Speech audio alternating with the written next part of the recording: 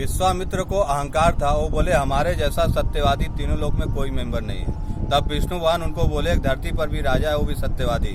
उनको गुस्सा आया। वो बोले हम उनका परीक्षा लेंगे, परीक्षा में सफल होंगे तभी मानेंगे हमारे अलावा कोई दूसरा है। रात को महाराज हरिचंद अपने महल में सो रहे थे। स्वप्न में आकर पूरा राजपाट दान मांग लिया। उन्होंने स्वप्न में दान कर दिया। सुबह हुआ तो विश्वामित्र उनके महल के बाहर आए। गेटमैन को बोले महाराजा हरिचंद को बाहर बुलाइए। बोले एक सन्यासी बुला रहे हैं। जब बाहर आए महाराजा हरिचंद जब उनको देखा तो देख के ही पहचान गए तो विश्वामित्र है। तब उन्होंने बोला कि जो आपने स्वप्न में दान किया था वो हमारे नाम कीजिए। उन्होंने बोला जो हमने स्वप्न में बोला या मुंह से जो बोल दिया वो करेंगे। महल के अंदर गए। उनकी पत्नी तारामती, उनका बेटा रोहित चंद, जितने भी राजशाही कपड़े पहने, गहने पहने, सभी कुछ महल के अंदर उतार के छोड़ दिया और एक सादा वस्त्र पहन के महल के बाहर आए। विश्वामित्र को बोले लीजिए सभी कुछ हमने आपको दान दे दिया, अभी महल छोड़ के हम जंगल को जा रहे हैं। जब जाने लगे तो उनको बोले जो आपने दान किया है उसका संकल्प करिए। वो बोले संकल्प करने के लिए हमारे पास में अब कुछ भी नहीं बचा है। बोला जब तक आप संकल्प नहीं करेंगे आप सत्यवादी नहीं होंगे। तो उन्होंने 1 महीने का टाइम मांगा। बोला कुछ भी काम करके आपका संकल्प कराएंगे। 1 महीने का टाइम दे दिए।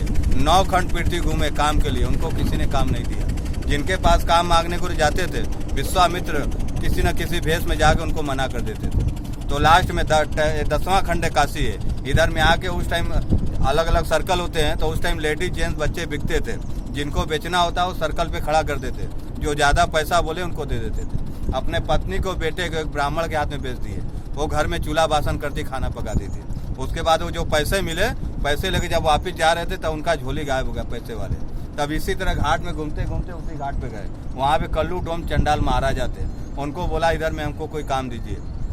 उन्होंने बोला आपके लिए इधर में कोई काम नहीं, इधर में केवल अंतिम संस्कार होता है। वो बोले जो भी काम देगा आप करेंगे। बोला अगर इधर में काम करना है तो 24 hour every day dead body जलाना पड़ेगा। जो डेड बॉडी आएगा पहले उनसे कर लो, उसके बाद डेड बॉडी जलाओ।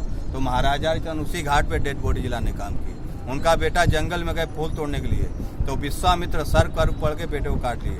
उनका बेटा खत्म हो गया तो तारामती गोद में लेके अपने बेटे को इसी घाट पर आई। महाराजा हरिचंद को बोली हमारा बेटा खत्म हो गया, इनका अंतिम संस्कार कीजिए। तो उस टाइम महाराजा हरिचंद अपना पत्नी से भी वो कर मांगे। वो बोली हमारे पास में देने के लिए कुछ भी नहीं, एक फटे हुए साड़ी पहने, हम तो दूसरे घर पे दासी है। बोला जब तक आप कर नहीं देंगे अंतिम संस्कार नहीं होगा। तो लास्ट में अपना साड़ी का आंचल फाड़ के दिया।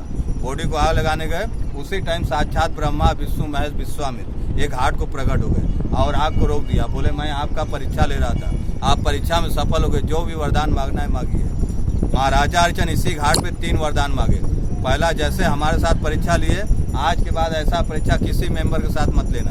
दूसरा, जो हमारा बेटा खत्म हुआ उनको रिटर्न कीजिए। और तीसरा, धरती पे सभी लोग मर के जाते हैं, हम यहाँ से डायरेक्ट स्वर्ग लोग जाना चाहते हैं जिंदा। ऊपर से पुष्प विमान मंगाए विश्वामित्र जी। इसी घाट से महाराजा हरिचंद अपना फैमिली के साथ बैठ के वो डायरेक्ट स्वर्ग लोग चले गए। इसलिए उस घाट को बोलते हैं महाराजा हरिचंद घाट। आज भी लोग बहुत दूर दूर से आते हैं, डेड बॉडी लगी इधर में, ये सोचते हैं कि इधर में अंतिम संस्कार करेंगे तो स्वर्ग प्राप्ति होगा। इसलिए इस घाट का नाम है महाराजा हरिचंद।